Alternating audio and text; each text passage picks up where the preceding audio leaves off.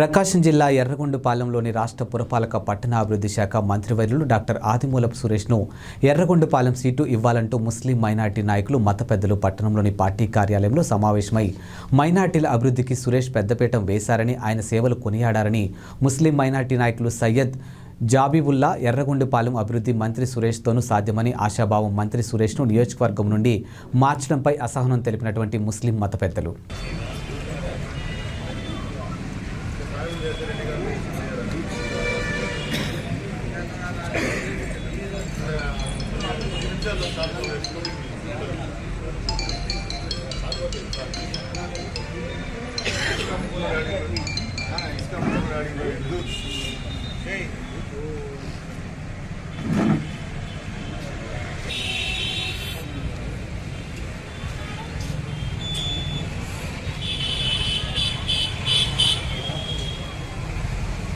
రెండు 2009లో మొట్టమొదటిసారిగా ఆదిమూలపు సురేష్ గారు కాంగ్రెస్ పార్టీ తరఫున ఎర్రగొండపాలెంకి వచ్చి అప్పుడు ఆదిమూలపు సురేష్ గారు ఆయన మాకు పరిచయం లేదు, కేవలం పార్టీ అభిమానం మీద పార్టీకి ఓట్లేసి ఆయన గెలిపించుకోవడం జరిగింది.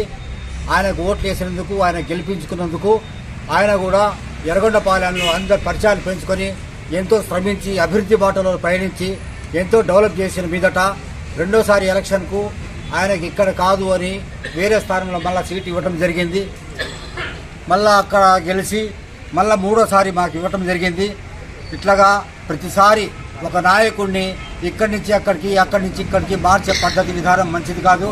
కార్యకర్తలు కూడా ఎంతో పరిచయాలతో ఎంతో గుర్తింపు చేసుకున్న మనిషి, ఎంతో అభివృద్ధి చేసిన మనిషి. ఇప్పుడు ప్రతిసారి నాయకుడు అంటే స్థిరంగా ఒకే చోట ఉండాలి, కానీ ప్రతి 3 ఏళ్లకు ఒకసారి ఏదో ప్రభుత్వ ఉద్యోగిని మార్చినట్టు మారిస్తే ఆ నాయకుడు ఆ ప్రాంతాన్ని ఏమి అభివృద్ధి చేయగలుగుతాడు, ఆ కార్యకర్తలకు ప్రతిసారి కొత్త నాయకుడు ఏం చేయగలుగుతాడని నేను సభాపక్షంగా ప్రశ్నిస్తున్నాను. ఆయన ఇక్కడి నుంచి స్థానం మారిందంటాము. మేము ముస్లిం ఎర్రగొండపాలెం ముస్లిం సోదరులందరూ ఎంతో భ్రాంతికి లోనవుతున్నాము.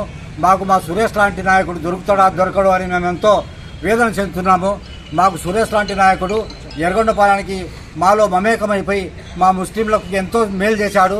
ఆయన మొట్టమొదట ఎమ్మెల్యే అయినప్పుడు ఒక సాది ఫంక్షన్లోకి వచ్చి ముస్లింల సాధులు వీధుల్లో రోడ్ల మీద జరుగుతుంటే ఆయన దిగ్బంధికి లోనై వెంటనే 25 లక్షలు శాంక్షన్ చేయించి సాదిఖాన్ నిర్మించాడు.